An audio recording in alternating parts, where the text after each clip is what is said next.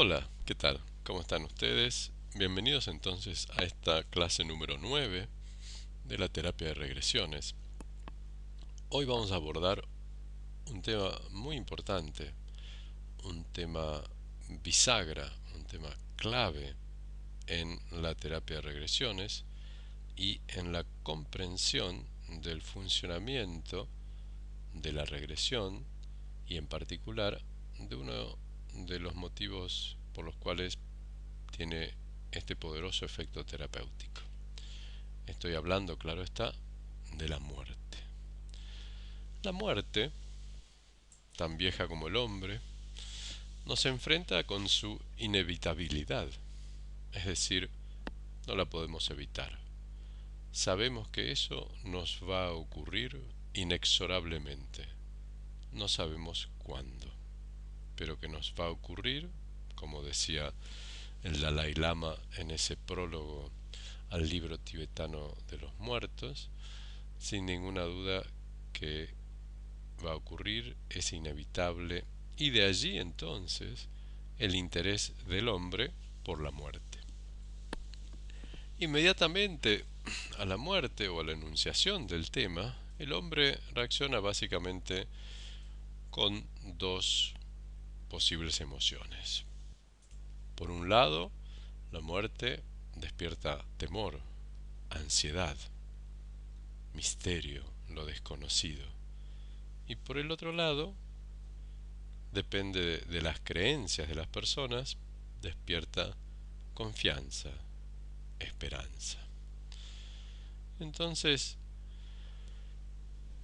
¿cuál sería las distintas alternativas para inclinarnos por una o por otra? Bueno, a lo largo de la historia ha habido distintas alternativas. De lo que estamos todos convencidos, ya sean aquellos que creen en la vida después de la muerte o aquellos que creen que no hay nada después de la muerte, de lo que estamos todos seguros es que la muerte conlleva la destrucción y absorción en sus principios elementales fundamentales del cuerpo físico. Luego de un cierto tiempo, el cuerpo físico se desintegra, se destruye, como ustedes quieran verlo. Más, ¿qué sucede con la personalidad que habitaba ese cuerpo físico? ¿Qué sucede con el alma o el espíritu, ya en otro contexto, pero sin intentar ingresar de lleno a ese contexto? ¿Qué sucede con esa personalidad, esa persona que estaba en ese cuerpo físico? Y para ello hay dos posibilidades. La personalidad, y en otro contexto el alma y el espíritu, no continúan, o la personalidad, el alma o el espíritu, continúa bajo otra forma, sí, pero continúa. Estas han sido las dos grandes vertientes, respuestas que se ha dado la humanidad. Y las respuestas a lo largo de las distintas épocas históricas han cambiado y mucho.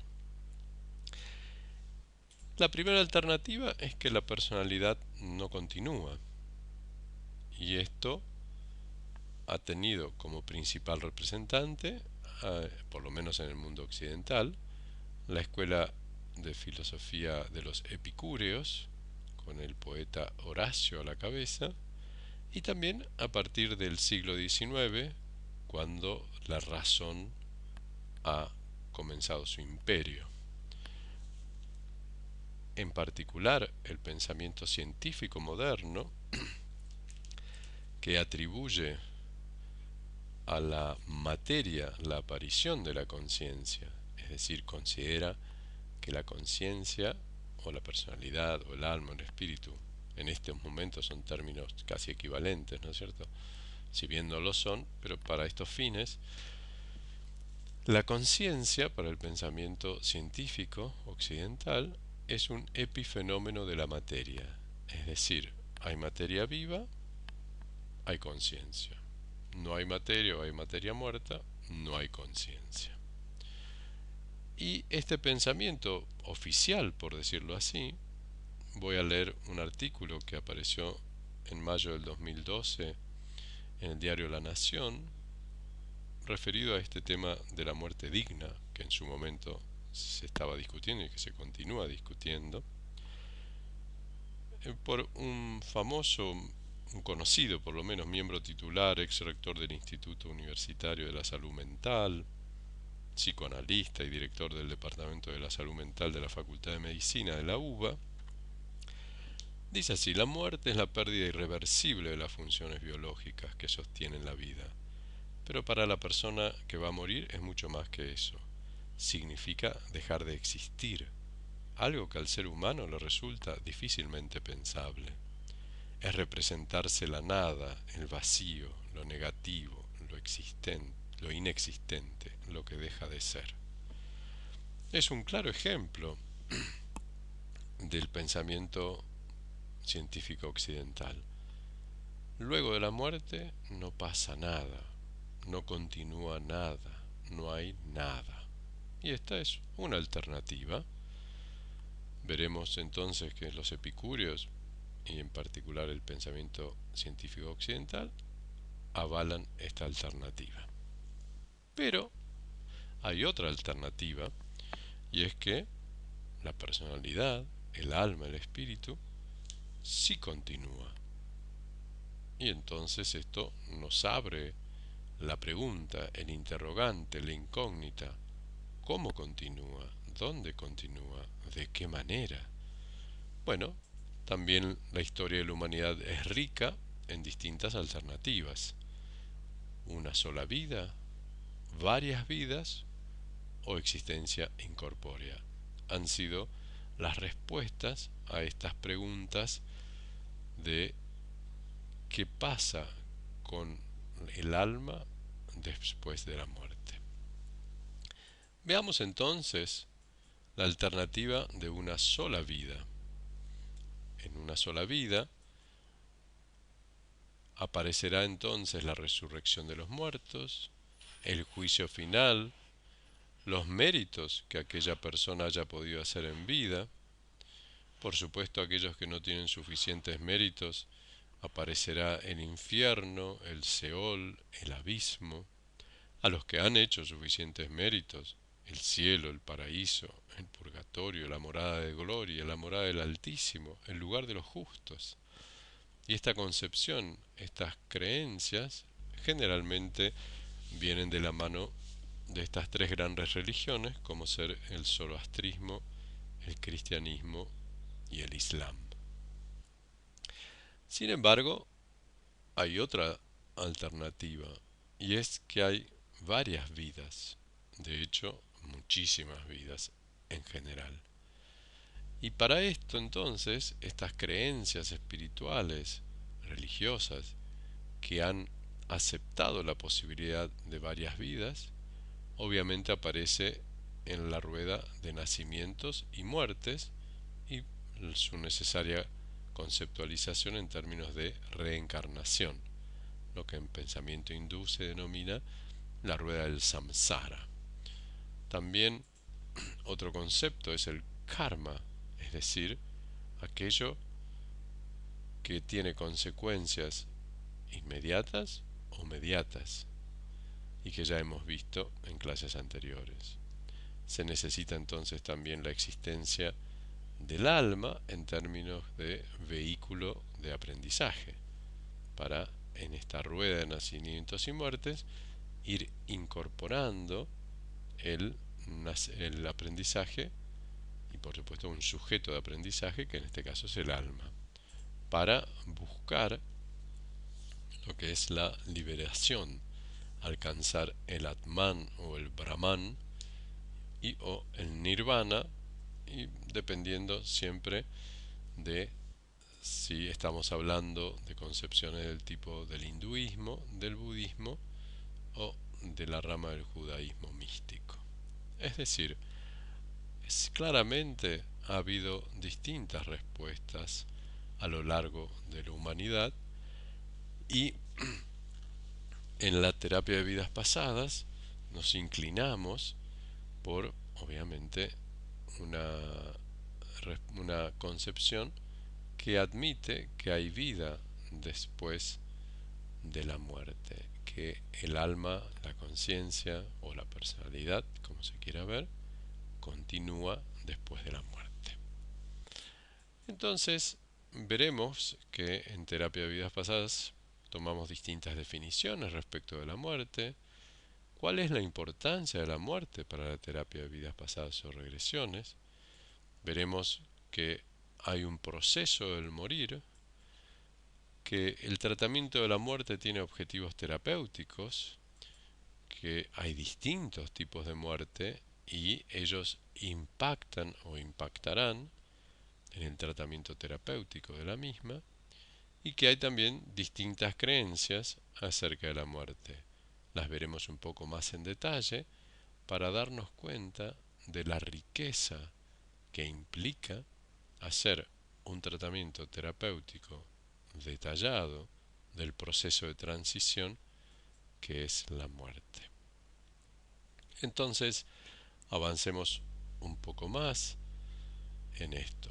Veamos distintas definiciones de la muerte en, no solamente en la terapia de vidas pasadas, sino de otros autores. En la TBP, la muerte es el proceso mediante el cual el alma encarnada abandona definitivamente el cuerpo físico. Observen que dice definitivamente. Esto querría decir que podría haber partes del alma encarnada que abandonen temporariamente el cuerpo físico, y es lo que estaría avalando las llamadas experiencias cercanas a la muerte. En un tono más poético, Alelí, una paciente en el libro de José Luis Cabuli, El viaje del alma, dice que la muerte es simplemente dejar el cuerpo y volar. Y Paola dice, es como descansar en el aire y respirar con los ojos cerrados. Definiciones poéticas sin ninguna duda, pero muy ilustrativas de la diferencia que hay entre la nada, la oscuridad, lo inexistente, el vacío, y lo que realmente ocurre en la regresión. Observen estas fotografías como una transición, un camino, y esta representación del esqueleto y la guadaña tan clásica de la muerte, ¿no? Khalil Gibran, un hermoso poeta, dice, pues ¿qué es morir sino alzarse desnudo en el viento y fundirse con el sol? Menos poéticamente, pero más concretamente, el diccionario de la Real Academia Española dice que es la cesación y término de la vida, y curiosamente habla de separación del cuerpo y el alma. Observen qué cercano que está a la definición de la terapia de vidas pasadas. Swami Shivananda, un gran sabio y yogi de la India, dice que es una transición a otro aspecto de la vida, un cambio en la forma de conciencia, a otro plano, astral o sutil. Y también este mismo autor dice, estás más allá de la muerte, siempre estás vivo. En realidad no hay ni muerte ni nacimiento, son juegos de Maya, de la ilusión. Como un túnel en las experiencias cercanas a la muerte, una pulseada, se escapan, ¿no? Y bueno, la muerte de los Simpson. Emanuel Swedenborg, un místico sueco, 1688-1772, también desde una perspectiva cristiana, nos dice que la muerte del hombre no es nada más que su paso de un mundo a otro. Observemos entonces, reflexionemos sobre el hecho de que hay muchos y muy importantes pensadores, autores, filósofos, sabios, que nos hablan de que en realidad la conciencia continúa, de que el alma sigue su derrotero espiritual, que no finaliza nada más que la dimensión del plano físico. Continúa diciendo Swedenborg, el hombre se desprende de la parte corpórea que le fue útil en el mundo. Sobreviene cuando la respiración pulmonar cesa y el corazón deja de latir, y muerte significa la resurrección en el plano espiritual y la continuación de la vida. Esto está expresado por Emanuel Swedenborg, un místico extraordinario, en su libro El cielo y sus maravillas y el infierno. Entonces, sin ninguna duda que hay distintas concepciones acerca de la muerte, y más parecen prevalecer las concepciones que hablan de la continuidad de la conciencia, de la continuidad del alma, que las que dicen que se terminó todo, que es un vacío inexistente en la nada. Un poeta Rumi, ¿no?, habla de los distintos estados de conciencia. Morí del mineral, me convertí en planta. Morí de la planta y nací nuevamente en un animal. Morí del animal y me convertí en hombre. ¿Por qué habría de temer? ¿Cuándo dejé de crecer al morir? La próxima vez moriré del hombre y podré tal vez alcanzar las alas de un ángel. Desde el ángel habré de seguir adelante. Observen, ¿no?, qué bella forma de hablar de la evolución espiritual del alma. Todo ha de perecer, salvo tu rostro. Continúen ustedes leyendo porque la verdad expresa una verdad profunda, eterna, ¿no? En verdad, hacia Él retornaremos. Y esto es lo que se ve en la terapia de regresión. Ese espacio de luz, hacia Él retornamos. Continuando entonces con la muerte, veamos la definición desde el punto de vista legal, de la medicina legal, ¿no? Bonnet, desde 1967, dice esto, ¿no? Hay cese definitivo e irreversible, pérdida de la relación, sujeto-mundo, etc. También otra definición, desde el punto de vista médico-legal, abolición definitiva y permanente de las funciones vitales de un organismo. La cuestión es cuál es la importancia para la terapia de regresiones, para la terapia de vidas pasadas. Bueno, lo primero es que la vida continúa después de la muerte. Y esto es un hallazgo clínico que ocurre durante la regresión y al que le prestamos especial atención desde el punto de vista terapéutico. Y desde esta perspectiva, entonces, la muerte es una experiencia de vida. Hay que vivir la muerte, en la regresión por lo menos. El proceso del morir es parte de un proceso mayor llamado vida. Y es eso lo que nos orienta terapéuticamente en lo que se llama el espacio entre vidas post-mortem y el acceso a ese espacio que, como ustedes vieron, tiene distintas denominaciones según las creencias espirituales o religiosas. Nosotros genéricamente les denominamos luz.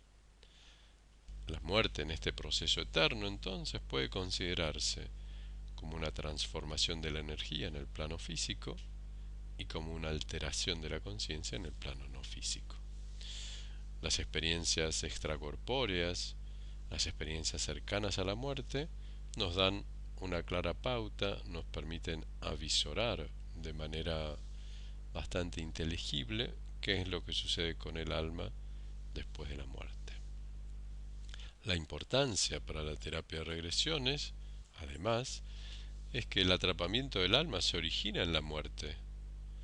Una vez muerto el cuerpo físico, ya no se puede volver a ese plano físico y es necesario encarnar nuevamente para resolver las cuestiones pendientes, lo que nos hemos llevado a otras vidas, es decir, el karma. Revivir la muerte durante la regresión es una experiencia reparadora, pues termina con esa experiencia de vida pasada. Toda experiencia de vida pasada termina en la muerte. Y es por eso que cuando aparece la persona en una experiencia de vida pasada, sí o sí, necesariamente, debe terminar con la muerte. Esto es, PepsiCo es un acrónimo, sencillamente para recordarles fácilmente cuál es la secuencia del proceso del morir. ¿Se acuerdan que habíamos hablado de un proceso del morir y tiene una secuencia? PepsiCo es un acrónimo, ya que esta secuencia empieza con el proceso previo que lleva a la muerte, continúa con la experiencia de la muerte en sí, hay un post-mortem, hay un espacio entre vida post-mortem, el alma del paciente de aquella vida sube a la luz, va a la luz y busca comprender el sentido de esa vida. Entonces veamos punto por punto el proceso del morir y en este caso en particular el proceso previo que lleva a la muerte. Hay la agonía, la transición o el paso intermedio entre la vida y la muerte. El terapeuta hace que la conciencia del paciente vaya a instantes previos o al inicio de la muerte en sí. Y por supuesto la experiencia de la muerte puede ser consecuencia de una experiencia traumática o puede haber una experiencia traumática y luego a los 20 años la persona muere tranquilamente en su cama rodeado de sus seres queridos. Así que no necesariamente una experiencia traumática en una vida pasada termina en la muerte. Esta secuencia del proceso de la muerte también tiene una abreacción, ¿no? Es decir, hay un proceso previo que lleva a la muerte y así a modo de ejemplo, una de las consignas que utilizamos es avanza entonces al momento de tu muerte en esa vida, cómo es la muerte en esa vida, cómo muere ese cuerpo, o vas a ir momentos antes de tu muerte de esa vida, antes de cuando te clavan la espada, si es que obviamente le clavaron la espada y eso causó su muerte, qué sucede, cómo es eso, ¿no? Es decir, vamos orientando y direccionando al paciente hacia esos momentos. En el segundo paso del proceso del morir está la experiencia de la muerte en sí. Es decir, la experiencia de la muerte en sí tiene un proceso interior y uno exterior. Hay que hacer consciente qué parte del cuerpo muere primero y recorrer el cuerpo parte por parte y en particular esos órganos vitales que ustedes recuerdan de la definición de la medicina legal, los pulmones, el corazón y el cerebro.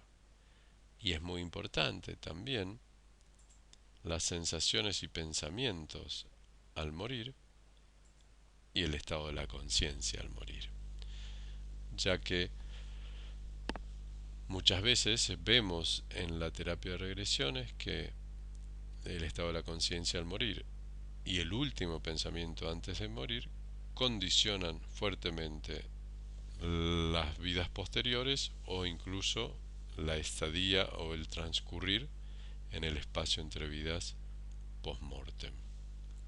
Entonces, a modo de ejemplo, sencillamente, alguna de las consignas es qué pasa con el corazón, eso es, sí, qué pasa con el cerebro, qué es lo último que alcanza a pensar el cerebro, y cómo eso está condicionando su vida actual, cómo lo está afectando, qué le hace hacer y qué le impide hacer. La importancia del último pensamiento está recogido en muchas tradiciones espirituales y religiosas, en particular en el hinduismo y en el budismo tibetano. También el estado de la conciencia al morir, bueno, ¿qué es lo último que alcanzas a pensar en el cerebro? ¿Cómo está la conciencia en ese momento? Son todas preguntas, consignas, instrucciones para que de nuevo el paciente haga consciente aquello que no tenía consciente, aquello que por las distintas circunstancias en que ocurrió no pudo tener consciente. El siguiente paso dentro de la secuencia del proceso del morir es el espacio entre vidas post-mortem, que está asignado o da comienzo con la salida del cuerpo físico, del alma del cuerpo físico. Importante determinar el último pensamiento antes de morir, porque eso puede estar influenciando el espacio entre vidas post-mortem. La visualización del cuerpo muerto, para que se dé cuenta que efectivamente su conciencia está separada del cuerpo físico y que ese cuerpo físico ya no respira, ya no late su corazón y su cerebro ya no funciona.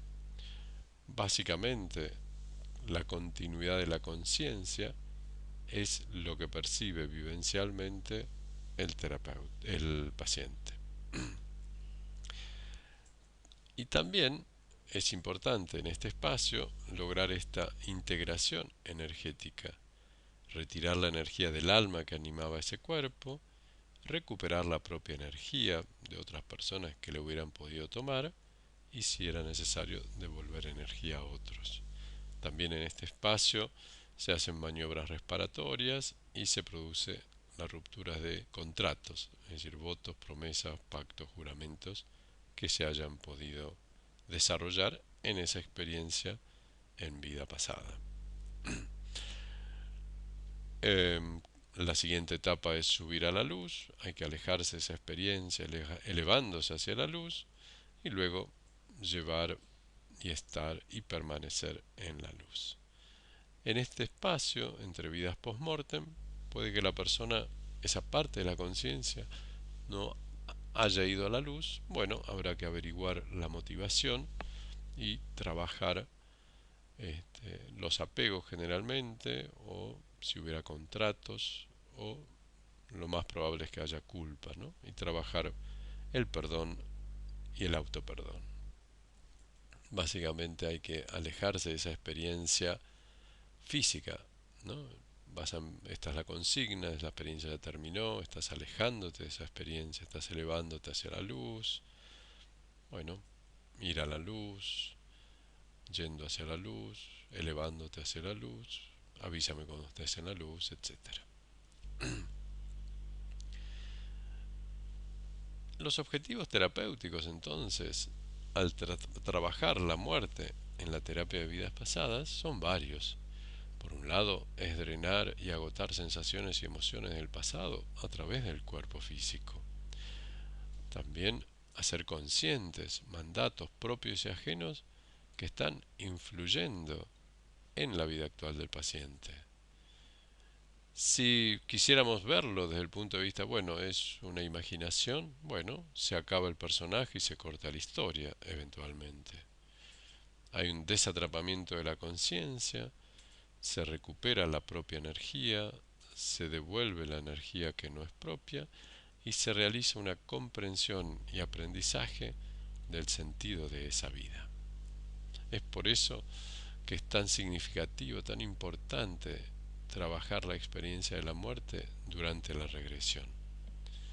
También la muerte tiene distintas características o distintos tipos de muerte. Y es importante a la hora de la regresión tenerlas en cuenta para producir el mayor efecto reparatorio, ya que hay muertes que podrían clasificarse por la causa. Por ejemplo, la muerte por caída, por asfixia, por hoguera, por suicidio, por arma de fuego, por arma blanca, por decapitación. La historia de la humanidad es muy rica en distintas formas de generar la muerte. También por la duración pueden ser clasificadas, ¿no? Súbita, sorpresiva, ¿no? La explosión de una mina, imagínense la bomba atómica en Hiroshima, o de una agonía corta o de una agonía larga. También puede haber distintos tipos de muerte por el número involucrado. Puede ser individual, cuando la persona muere en su lecho de muerte rodeado de sus afectos o solo. Puede ser grupal, una patrulla en la guerra de Vietnam que mueren juntos. O puede ser colectiva, como en las grandes catástrofes, naturales o producidas por el hombre. También por el modo pueden clasificarse los distintos tipos de muerte. Puede ser una muerte traumática o puede ser una muerte tranquila o no traumática. Y también, y muy significativamente, por el estado de la conciencia al morir. Es decir, si la conciencia está lúcida o está obnubilada, por ejemplo, en una sobredosis, o si hay una pérdida de conciencia gradual, como por ejemplo muertes por congelamiento, o súbita, repentina, un accidente de auto, un accidente de avión, etc. Finalmente, para terminar este capítulo de la muerte, realmente tan enriquecedor, veamos qué nos dice Swedenborg. Dice Swedenborg que existe una íntima comunicación del espíritu con la respiración y con los latidos del corazón. Disueltos esos nexos vitales, el espíritu queda librado a sí mismo y el cuerpo se enfría y se pudre. Es lo que venimos diciendo. La resurrección, en términos de Swedenborg, claro está, es el desprendimiento del espíritu del cuerpo y su introducción en el mundo espiritual. Es decir, la gran mayoría de la humanidad, a lo largo de todos los periodos de la humanidad, han pensado en general que hay vida después de la muerte. Y esta es una constatación que se realiza también durante el estado expandido de conciencia, que es la regresión. Muy bien, dejamos aquí entonces la clase sobre la muerte. En las próximas dos clases vamos a trabajar sobre la vida fetal, siempre la importancia desde el punto de vista de la regresión y también la importancia del nacimiento en la terapia de vidas pasadas. Los espero entonces. Muchas gracias por su atención.